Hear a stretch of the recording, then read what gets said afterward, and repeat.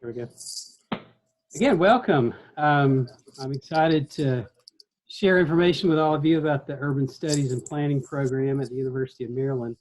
The way that we like to organize this, I'll start and I'll sort of give you some basic information about why I think this program is unique. You know, sort of what do we offer versus other programs to you as, in terms of a planning graduate degree. And then I'd like to leave as much time as I can for questions and answers. And so I'll hopefully get to do that. We'll have about an hour or so. So I'll hopefully give you guys plenty of time to ask me questions as well. And then we'll go from there. So again, welcome. What makes our program unique? Well, there are a lot of things, and I would sort of start with the location that's sort of in my background screen. We're in a vibrant metropolitan area. Some of you may be from this area, some of you may not be, but it's a really exciting place. And we really span two metropolitan areas. The location that we're in, we're close proximity to both the DC metropolitan area and the Baltimore metropolitan area. So both of those give students exposure to a wide variety of urban settings. And even between those two, with the suburban settings in Maryland and in some cases rural settings, you have sort of exposure to a very diverse geography. The region itself is also very rich in planning history. There are several examples of planned new towns in this region. Greenbelt, Maryland, which is planned by the federal government in the New Deal era, and then privately planned new towns such as Reston, Virginia, and Columbia, Maryland. And then we also have examples of, you've heard of the new urbanism. There are good examples of that here in Maryland, from King Farm to the Kentlands are both good examples of that. So the place itself is sort of a great metropolitan laboratory. And our faculty are engaged with projects in this region. You know, so one of the things that's really keeping us busy now is the Purple Line. It's a light rail extension. It's going to link the two suburban counties in Maryland to the Metro line. And so that's going to really reshape the geography of metropolitan DC for years to come. And so we've been actively involved in that with, through a variety of projects that will likely involve students for years to come. So that's just one example. So the other facet is the university itself. You know, the University of Maryland is a top-tier university. It provides programs in, a variety of fields that are allied with planning. So you yourself may find that you will take advantage of that by taking elective coursework and other programs outside of ours, such as geography, sociology, and public policy. So it's a very vibrant and top-flight university. In addition to that, the school itself, we like to think of ourselves as Maryland's built environment school.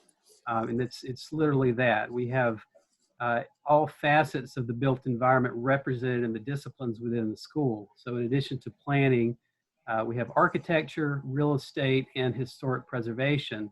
So we're looking at the built environment from a variety of perspectives. So again, that gives you additional opportunities for coursework in those areas. But one other thing I'd like to really highlight is the opportunities that it gives you to do dual degrees. We have dual degrees we probably have among the largest number of dual degrees of all planning programs. I've sort of done the count, but I'm not aware of any that have as many as we offer. So you can take a dual degree with any of the programs in the school, as well as with landscape architecture. You can take a dual degree with law from the University of Maryland's Baltimore campus. And we have two new dual degrees that'll be admitting students for the fall of next year. One is in management, and that dual degree really takes advantage of the opportunities to do sort of pairing data analysis, information analysis with the substantive understanding and knowledge of the city to really allow students to compete in this emerging field of smart cities. And it's, sort of training students to not only take advantage of those technologies, learn how to use them, but to use them for good, to use them to create places that are equitable and provide a nice quality of life for the inhabitants of those places. So that dual degree, we call it the Smart Cities dual degree, is one new dual degree. The other new dual degree option we have is with public health. And if you've sort of been paying attention for the last year, you, I think, are well aware of the connections between the built environment, cities, and public health. And we take advantage of opportunities in that field by offering a new dual degree with public health. So if during this COVID era, for example, you're well aware of the fact that if you have no home, you have no shelter, then that provides it exposes you to the COVID virus. If you have no internet connection, it may limit your ability to take advantage of employment opportunities. When COVID is not going on, the way that you traverse the built environment is shaped by the transportation system that exists, and your opportunities for walking and transportation options outside of the automobile affect your BMI and your ability to have a well-rounded high quality of life in public health. So that new dual degree will also welcome students in the fall, and we have really excited about both of those and with the existing dual degrees that we have.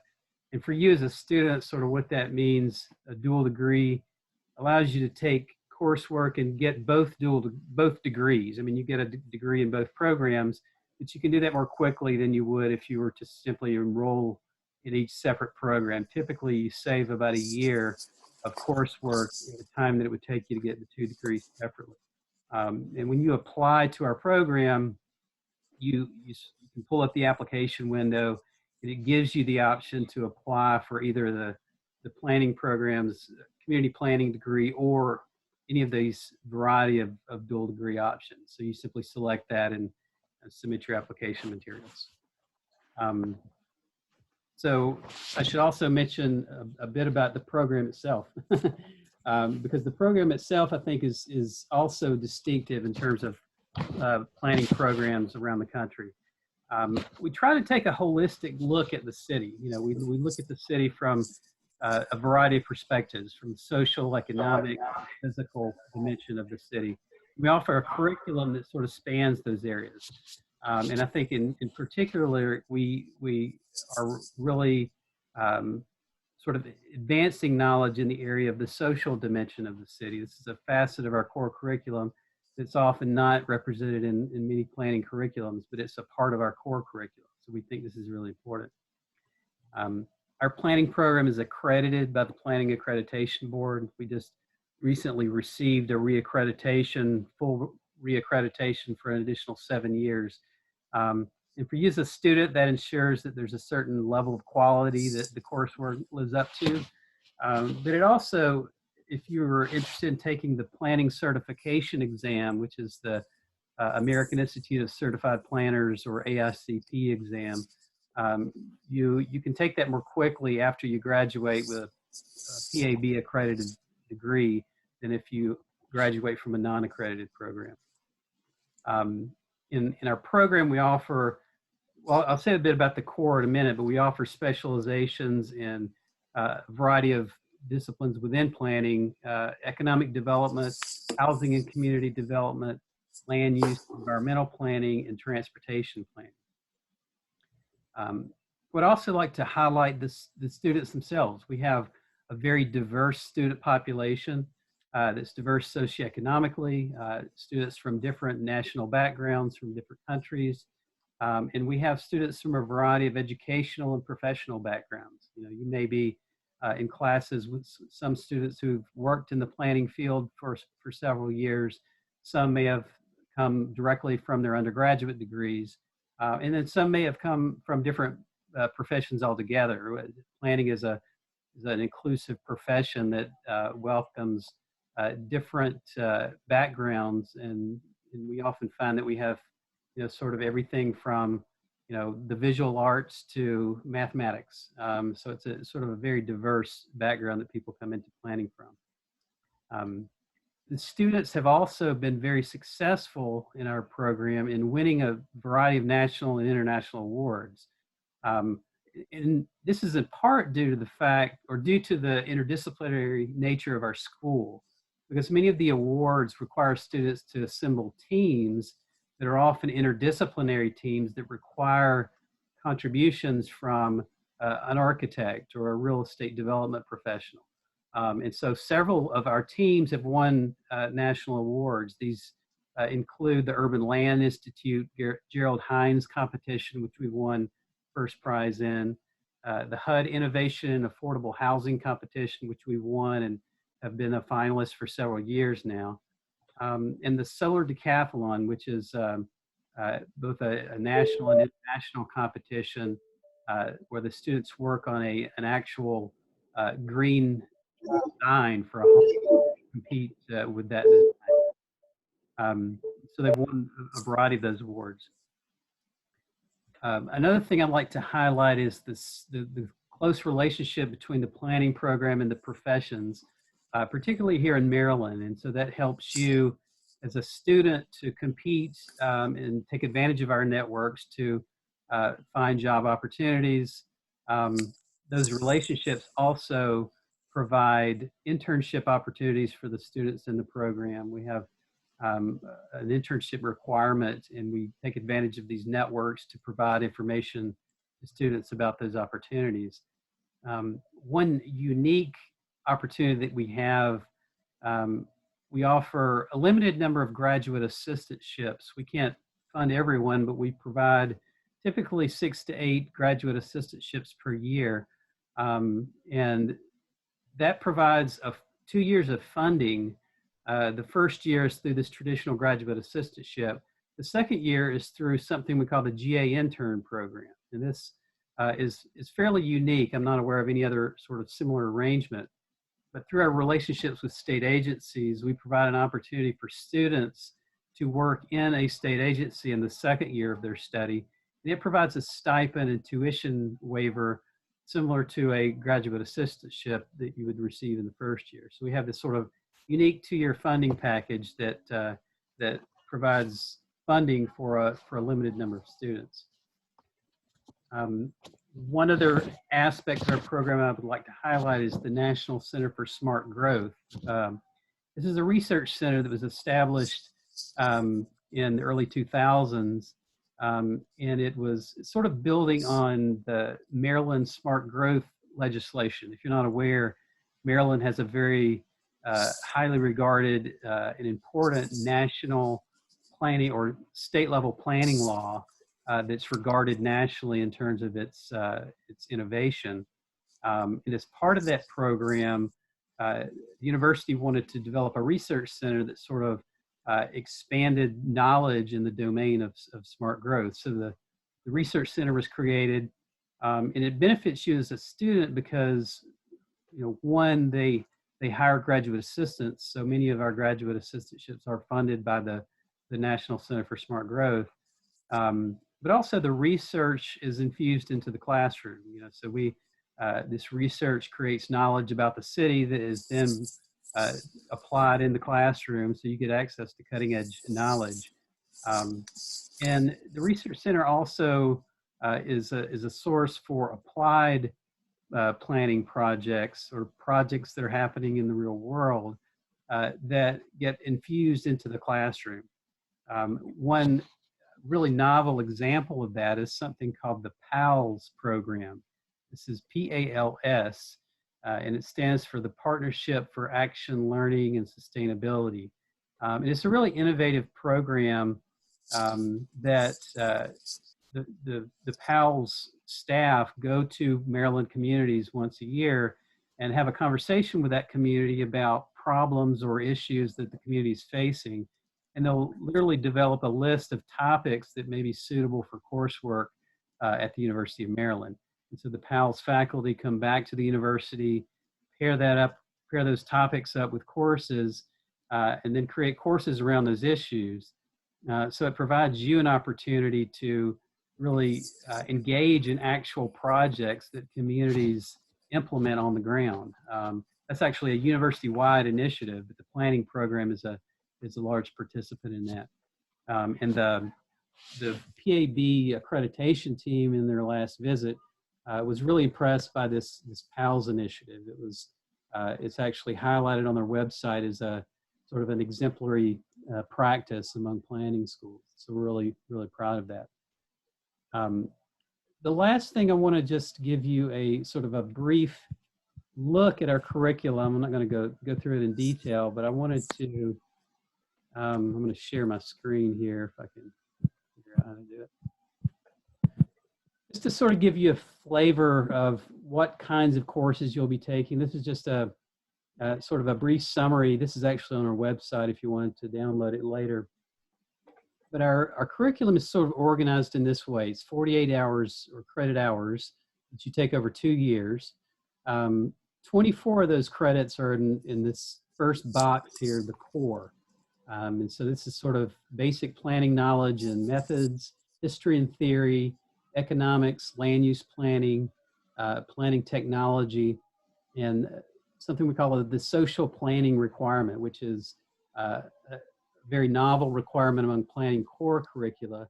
And you satisfy that through one of 2 courses. You either take planning for the multicultural metropolis, or you take the community development course, and that satisfies that social planning requirement. The second box is our capstone, which consists of a 6-hour studio, which is an applied planning exercise. You actually, as a team, develop a plan of some kind. This is typically taken in the summer between the first and second year, or in the fall semester of the second year. And you create, or you produce a plan, and several of the products of this studio have actually gone on to win state and national awards. And then, as I mentioned, the internship requirement. Students can do this for credit or not for credit. We give them the option. If you take it not for credit, you have the option of taking an additional elective course for your 48 hours. And then the rest are really organized into electives, either free electives or specialization electives in one of these 4 areas that I mentioned: housing, community development, economic development, environmental planning, or transportation. And that's sort of the overview of the curriculum, the program. Before I turn it over to questions, I want to introduce Clara Erizabal, who's our incoming program director, who will, as of January 1st, be the director, and will welcome you, actually, if you're with us in the fall of next year. So I welcome Clara to say a few words as well. Thank you very much, Casey. Thank you, everybody, for coming to this orientation. If you select this program, I'm going to be new next year, the incoming director. I'm very excited about this opportunity. I thank the school for selecting me to become the new director, but I also had great reasons why I wanted to come here, some of which I hope to share with you because I think they are meaningful for your own decision. First, the very same title of the degree that you're aspiring for, Master of Community Planning, says it all, I think. It is very focused on community prosperity, community well-being, community development.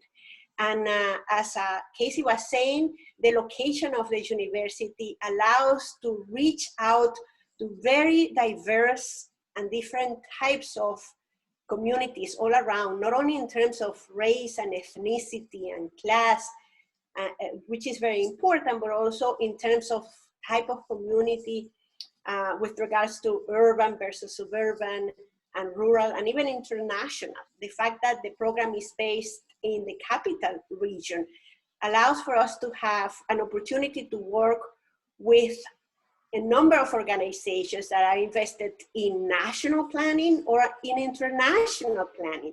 And all of that is very relevant for the type of work that I do in research and teaching myself, which I would say it's about half domestic and half international.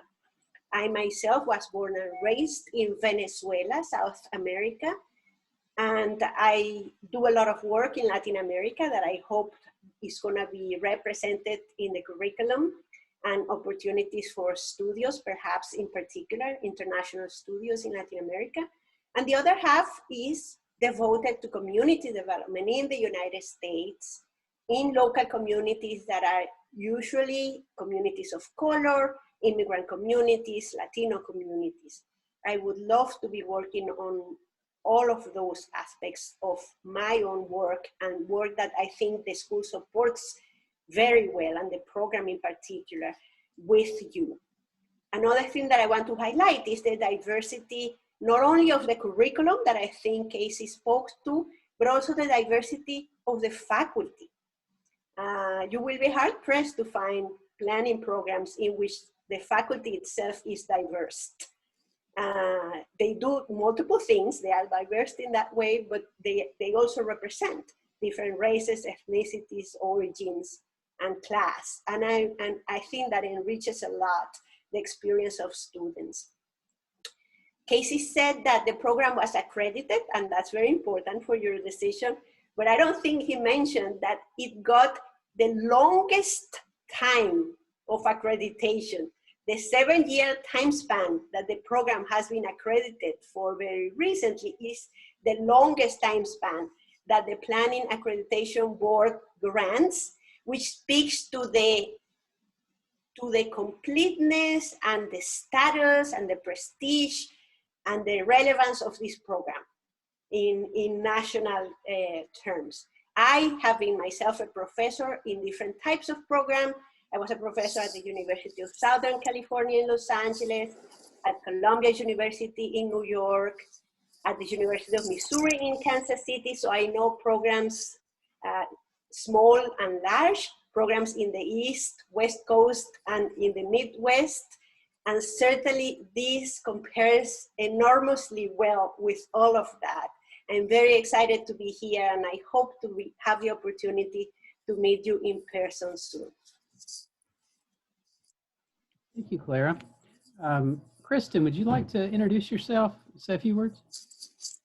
Sure. So I'm the program coordinator for the URSP program. So I probably sent all of you an email the other day inviting you to this. If you have any application questions or any questions about the program, you can feel free to reach out to me. I'll put my email in the link. I also threw up a link to the curriculum, so you can find that in the chat. And I put in, they're asking everybody to sign in if you come to this so we can follow up with you. So if you have not already done so, please sign in using the link that I put in the chat. Thank you, Kristen. So we can open it up for questions now, and we can do this however you would like. You can actually use the participant tab if you want to raise your hand and speak, that's fine. Or if you would rather put your question in the chat, we can I can answer them that way as well. So, or you can just raise your hand and I'll call on you. Tori? Thank you. Hi, Casey. I'm currently an undergrad in the School of Public Health at University of Maryland. And the program really caught my interest. I guess my question is, I know right now everything's kind of virtual, but have you guys in the past ever allowed kind of like a, I don't know if you call it a shadow day, but if you're just really kind of wanting to see what it looks like just to be able to come by and see, because for me, I was really interested in the public health and community planning program. How would one go about that if they just want to see maybe the student or just kind of shadow them for the day to see what that looks like, even though I know everything's virtual right now, but. Yeah, it's a little different now. I mean, before COVID, I mean, prospective applicants would often ask to just sort of sit in on a class, and we've done that quite a bit, and that's usually not a problem. Or you could stop by and see the school and take a tour and those kinds of things. It's not clear what that means in this environment. I mean, one thing I would say is that we hope to be back in person next fall, sort of, fingers crossed. We'll see what the vaccine turns out to be. We can certainly allow you to sit in on a class. One thing I would say about this semester is it's sort of winding down. And so a lot of classes have already sort of had their final projects or are doing their final presentations this week. So you wouldn't necessarily get a chance to see the traditional kind of class. It would be probably be student participate or student presentations. We could certainly try to arrange that, but you'd have to do it pretty quickly because this is sort of the last week. The other alternative might be to, I could certainly put you in touch with students, or our Student Planning Association is more than happy to reach out to you and answer any questions. You could maybe schedule a one-on-one conversation with one of the current students if that's of interest. So that, there are a lot of options for doing that. They're most likely to take place virtually, rather than in person. But send me an email separately, and I'm happy to try to arrange something for you. I think we can find something that works. Thank you. Ethan. Hey, so you touched on this a little bit when discussing the appeal of the program regionally. You said it's got a focus for the DC area and the Baltimore area. I'm in Baltimore City, and I was curious if you guys have, I imagine a lot of the internship and field and capstone work focuses on maybe communities closer to College Park, but do you have regular opportunities like that in the city for people who are based here? Actually, it seems that we're having more in Baltimore recently than in DC, to be honest. It's sort of it sort of depends on where the projects are. I mean, the big DC area project is this purple line that I mentioned. But I would say last summer's community planning studio was actually a Baltimore studio project. I mean, that one was a little bit unique because it was done entirely virtual. But we actually did a green infrastructure plan for 7 neighborhoods in Southwest Baltimore. And if you want to see how that worked, we actually have a link. Kristen, I don't know if you could pull up the link to that. We have the video, the student's presentation from that studio is on our website. So you can, have a look at that. But a lot of our work has taken place there. We have several of the faculty were recently involved in a HUD-sponsored planning effort called the Regional Plan for Sustainable Development in Baltimore. And we've I was involved in the housing work associated with that. And that sort of spilled over into a lot of coursework. We actually integrated the the data piece of that into my research methods course. Willow Lung Imam has incorporated aspects of that into her multicultural metropolis course. When I taught community development, it was sort of a focus. Baltimore was our case study in that course. So in addition to that, one thing I would also mention is several of our, so if you receive a graduate assistantship in the second year, the opportunities to work with state agencies, many of these are located in Baltimore, so it's actually probably a really good place, a lot of strong connections with the city through our work and the relationships that we have. Looks like Natea has a question. Yes, so I'm also interested in applying to the dual degree in community planning and public health. I was just curious if both of the programs, do you all look at the application separately, or do you all look at it together? And if one program decides not to admit, is that a possibility? I was just kind of curious how the application is, since it's all one. Yeah, it's a good question. We actually, this will be the first time of doing this, so it'll be sort of a new experience for us. The way the dual degrees, all of them have worked in the past, is we do try to do it in a fairly decentralized way. So each program will sort of evaluate the applications, make a separate decision, then we'll sort of have a joint conversation. Sometimes that joint conversation will result in sort of a new assessment that results in an admission decision. But it is possible that you might be admitted to one and not the other. That's, in my experience, actually has been pretty rare. Usually if they're admitted into one program through a conversation, there's an effort to try to work towards the dual degree option.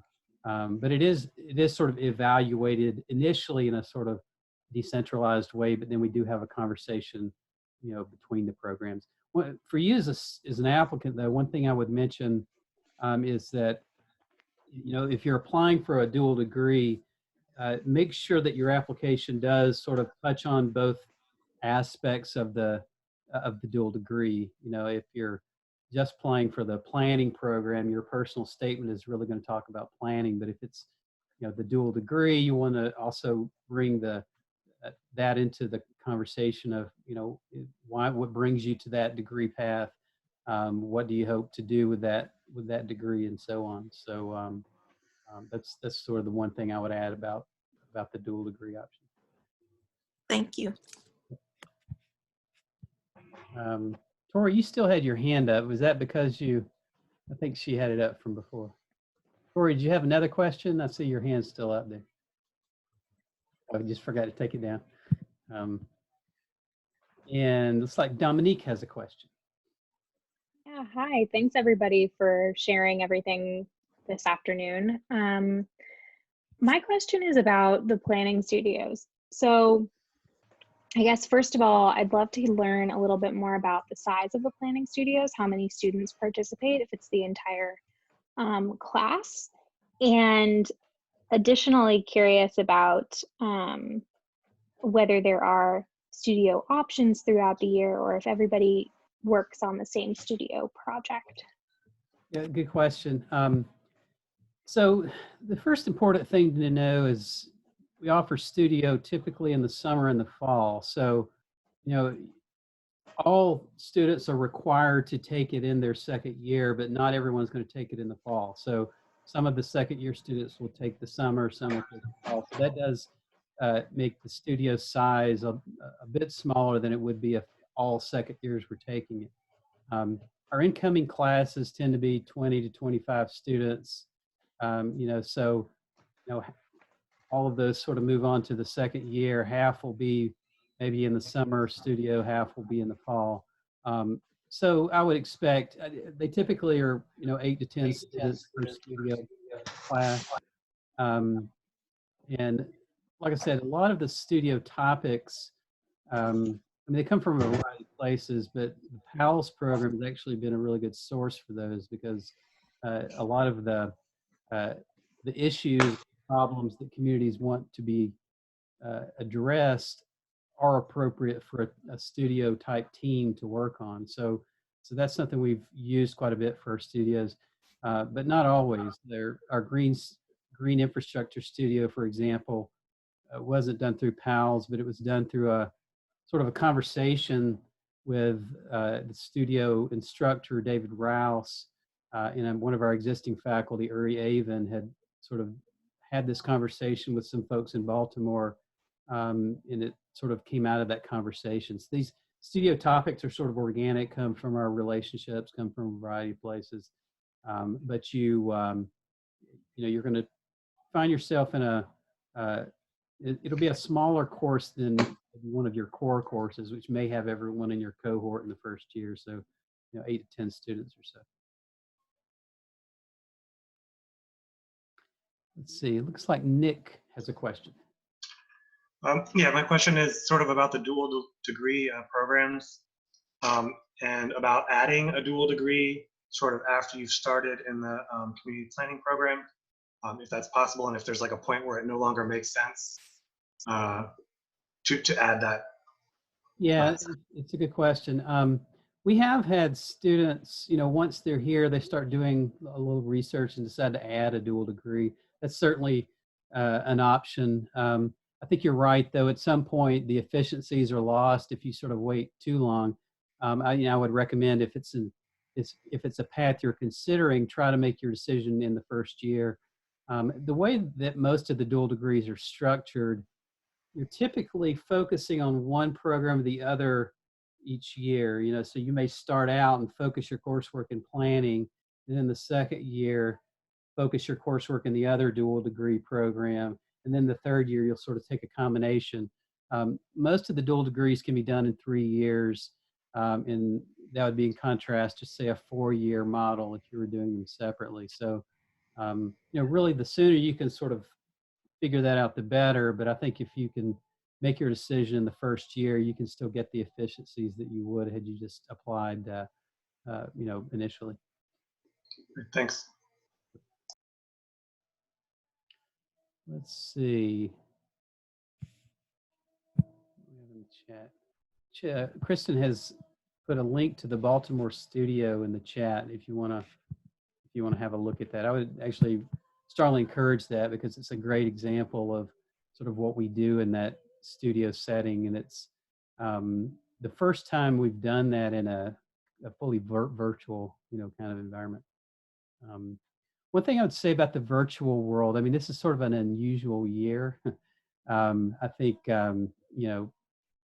particularly for planning. I mean, we study places, and we think there's value in physical proximity and face-to-face communication and interaction in a place. So it's been a bit different to have, most of our courses this year have been online, but it's also opened up new opportunities. I think the planning studio is a good example of that. We were able to engage participants that we may not have been able to engage otherwise. We had a lot of engagement by neighborhood leaders and neighborhood groups in the plan creation process. We also had the formal presentation was attended by a large number of folks, planners from the city of Baltimore, and several nonprofit community organizations represented. We had a few external consultants who were brought in as guest lecturers. Actually, that's another advantage is guest lecturers are actually a lot easier to arrange over a Zoom than they might be in person. People are not commuting to come to campus. They're giving a virtual lecture. So I think it's opened up opportunities for external participants to engage in our courses. It's not something that I don't think can replace a sort of face-to-face setting, but I think we've adjusted fairly well.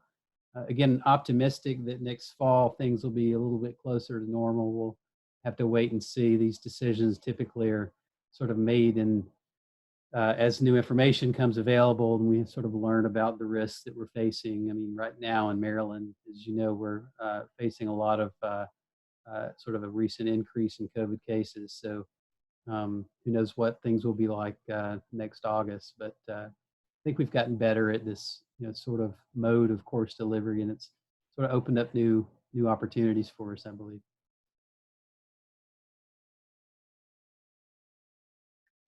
Is it okay to ask more application related questions in this Yeah, any forum? questions are on the table. Okay, thank you.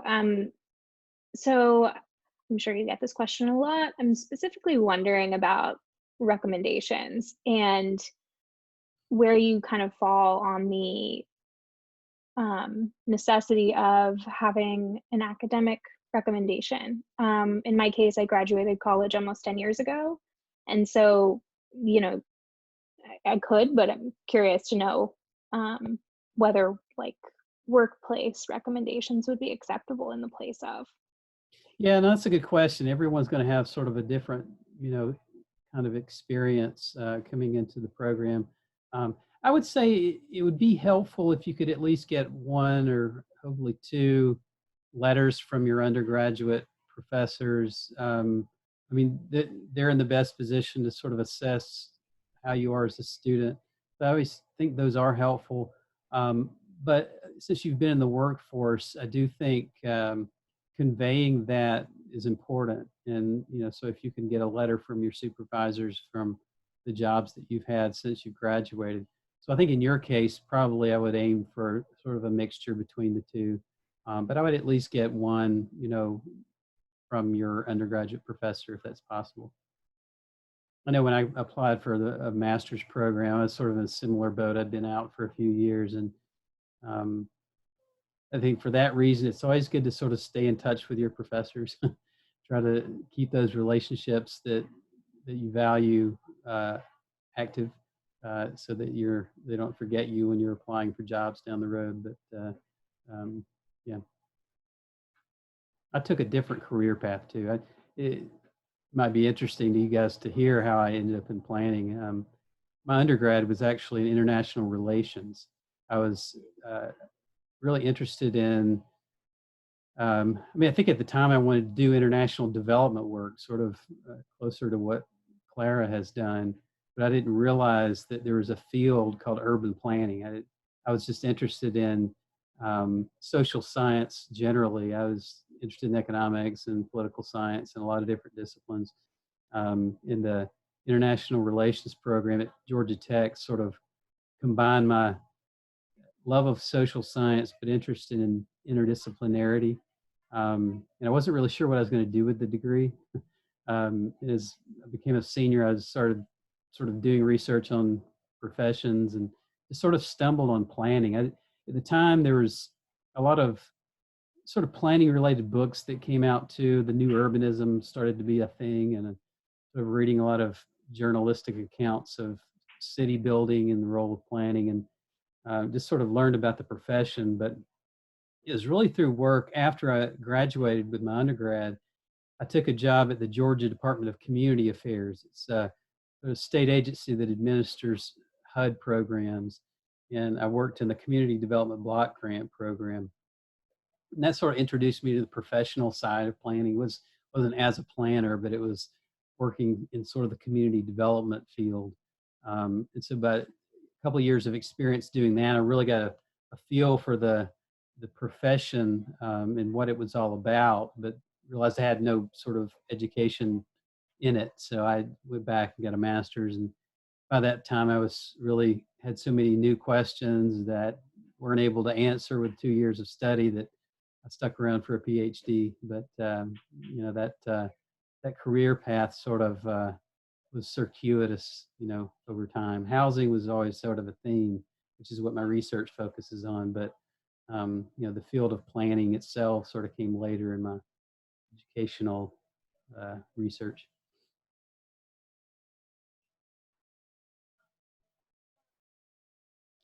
Tori, I see you have a hand up.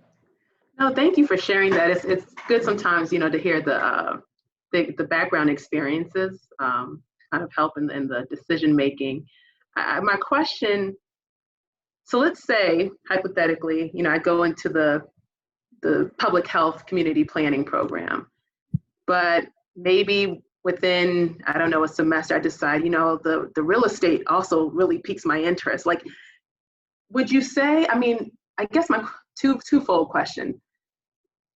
Would you say that all of the programs you can pretty much kind of interchange in a way? Because I know for me, you know, I've worked in healthcare for almost 10 years, and I don't like staying in one box. I like to diversify myself and my skill set. So it sounds like this program, I love the fact that it's just so many different areas you can go into. I guess the first question is, would you say that, or have you seen students go into one program but then maybe switch to another? And then also, do you have the opportunity to still kind of expand in that role? Like, you're not just stuck in one box coming out of that program.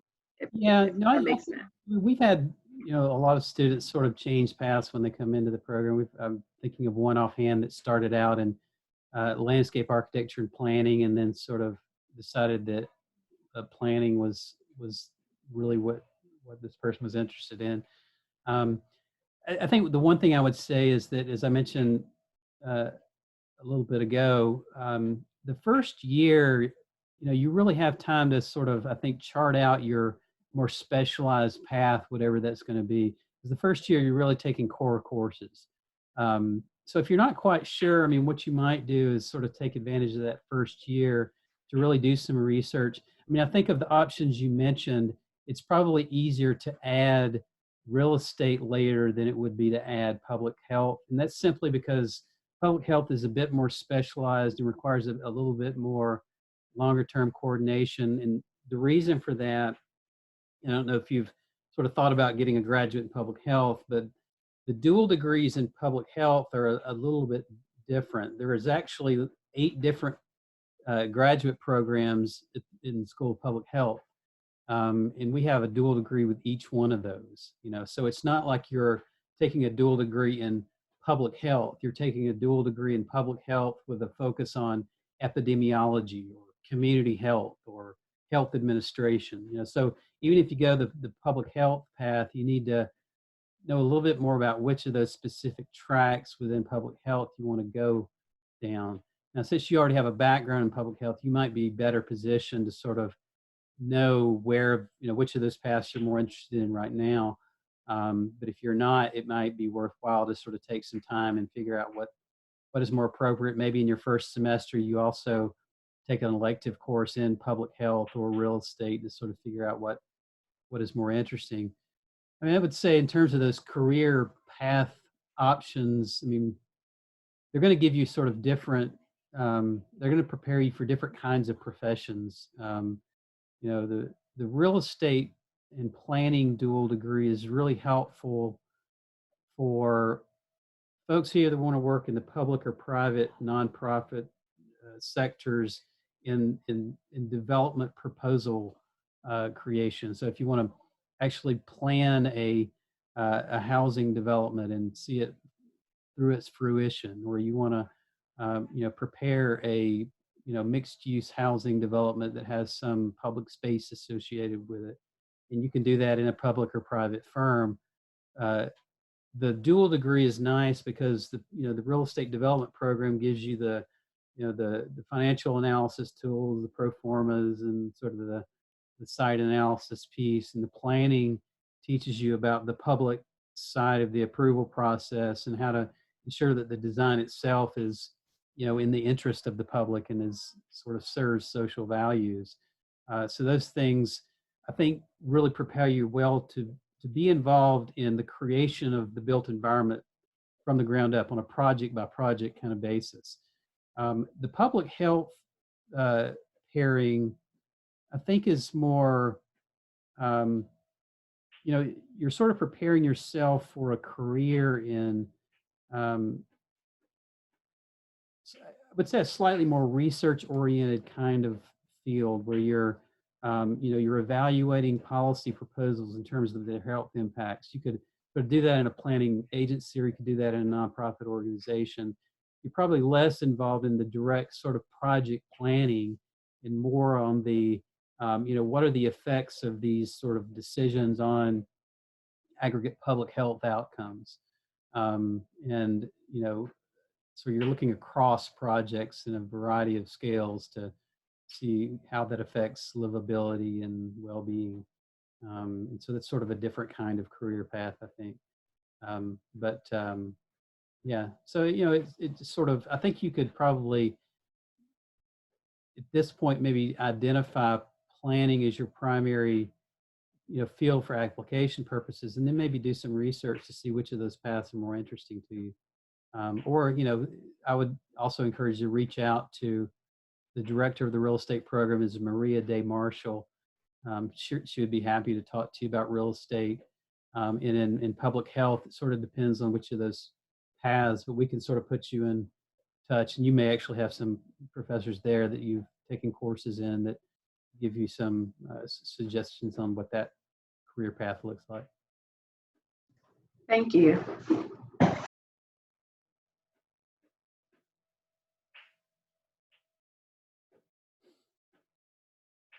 Got about 10 more minutes. If anyone else has other questions, I'd be happy to answer.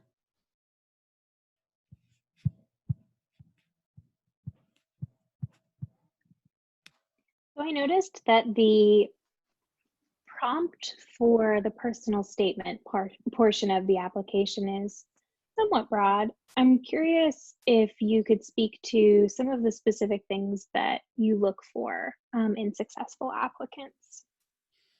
Yeah, it's a good question. I mean, I think the most important things is that you really have a clear sense of why you want this degree. What brought you to planning? What is sort of, stirs your passion in this field? What is it about working with cities and places that excites you? And more specifically, what is it about the University of Maryland's program that you think will set you in the direction you want to go in professionally? This is your only part of the application where you can speak to us. You know, you can talk to us about yourself and tell us, you know, what drove your decision in this direction. And so try to give us a sense of yourself. You know, what are you looking to get out of this program? What brought you to us, and what is attractive to you about this program and the things that we offer? And what do you see yourself doing afterwards in terms of a professional career path? I think those things are always important. I see a couple other blue hands that have popped up. Liam, I don't think we've heard from you yet. Hi, everyone. My name is Liam, and I'm actually looking at trying to do a dual degree in architecture and community planning. And with the architecture application, there is a portfolio piece that is required. Would you guys take a look at that portfolio? Should I tailor that to show both interests, or should I really focus on the portfolio piece to be architecturally oriented and focus on the personal statement to address both? That's a good question. I'm muting because I have my partner is a music teacher, and I don't know if you can hear the drums in the background.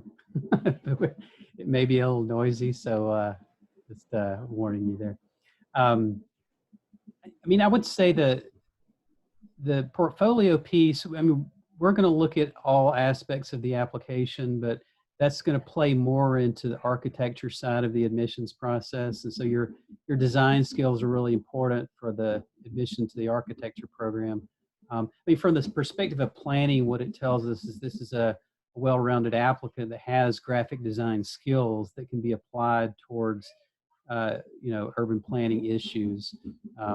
So the personal statement, I mean, what I would recommend is try to weave what you think is interesting and relevant about the portfolio into your personal statement for the, you know, from the perspective of planning. We would want to hear why you think that's important. What is of value in this, you know, package that you're providing?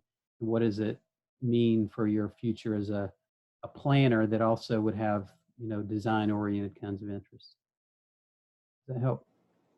Okay, thank you. Ethan, had a hand up?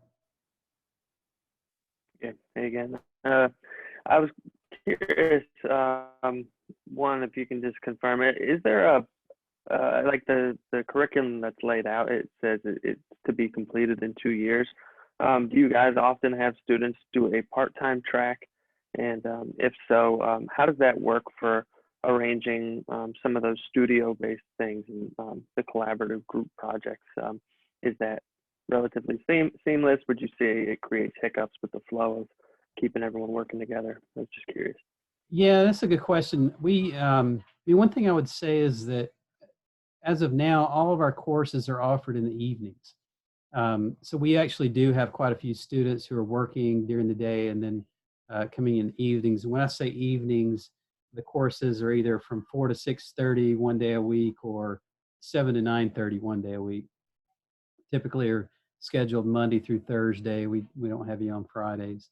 So that scheduling gives you a bit more flexibility if you want to work during the day. And that also applies to the studio. So if you're taking studio and it's offered at 4 to 6:30, as long as you can sort of get off of work for that day a little early before 4, you should be able to participate as anyone else would. As far as sort of part-time taking a bit longer, yeah, you don't have to finish in 2 years. I think the limit is 5 years. Is that right, Kristen? Yeah, you have up to 5 years to finish. So, as long as you finish within that time span. And if you're doing it part-time, obviously you're going to be taking a bit longer. I mean, the only sort of consideration is if you're taking a part-time course load, sometimes you're not able to take advantage of graduate assistantship funding because that requires you to maintain a certain course load. Typically it's a 9-hour course load. But if you're not relying on a graduate assistantship, you can sort of go more at your own pace.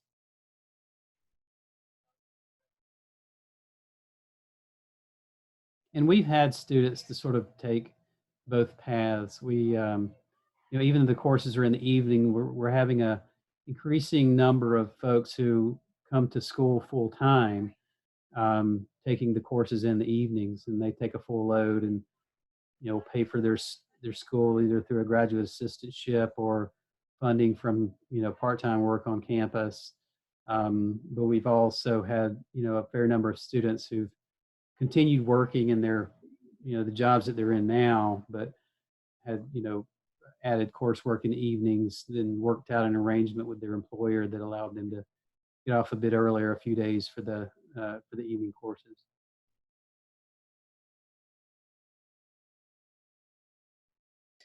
Can I say one thing about that, Casey? One good thing about the University of Maryland is that they don't require you to declare whether you're full-time or part-time, which some programs do. So if you start full-time and then want to switch to part-time, you are welcome to do that. You can pretty much do whatever you need to do as long as you get everything done within 5 years. Yeah, and this has actually been a source of confusion for some of the external audiences who have a more traditional part-time, full-time way of thinking about the world. When we went through accreditation, we had to sort of explain what we meant by that, because the University of Maryland sort of categorizes people a bit differently. There's not a hard line between what is full-time and part-time. We have people that take a number of courses from 1 to 3 or 4 per semester, so it's hard to sort of neatly categorize people in that way. One other thing I would mention that relates to sort of tuition remission, if you get a graduate assistantship, you're automatically considered in state for tuition purposes. That's if you're getting a portion of your graduate assistantship funded through a tuition waiver. The additional courses that you pay for will be as an in-state student rather than an out-of-state, if you happen to live in DC or Maryland, for example. If you're not a graduate assistantship, however, you have to pay, if you're in DC, you're out of state, which is sort of one of the things that's a little different about going to school in this region.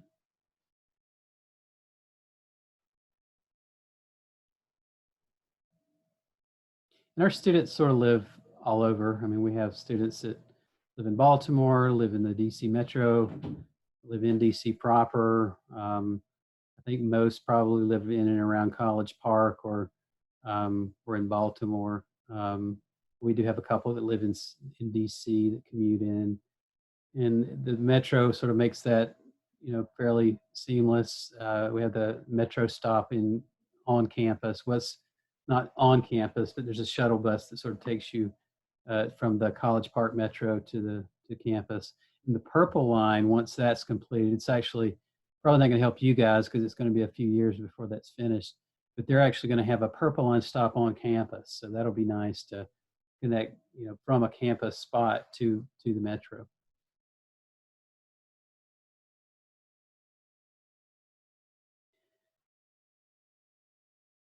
Well, these have all been very good questions. I think,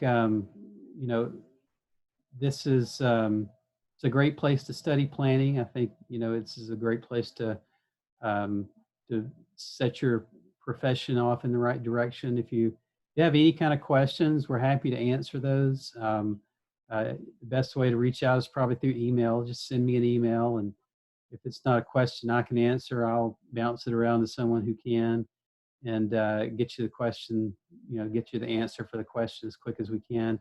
You had interest in reaching out to other faculty or other students, we can also arrange that. And the deadline is January 15th, so that's the main thing to sort of keep in mind, is try to get your materials in before then. If you've not reached out to your recommenders, you should do that now. You need to also start reaching out for the transcripts, because those sometimes take a while to get ordered and sent by the university, particularly now. So that's something I would certainly get on top of. And again, we'd love to have you. If you have any questions, we're happy to answer those. And thank you so much for joining us for this orientation hour. Thank you for all the info. Yeah, thank you. Okay, thanks everyone. Just reach out if you have any questions and I'll be happy to answer them. Thank you. Bye-bye.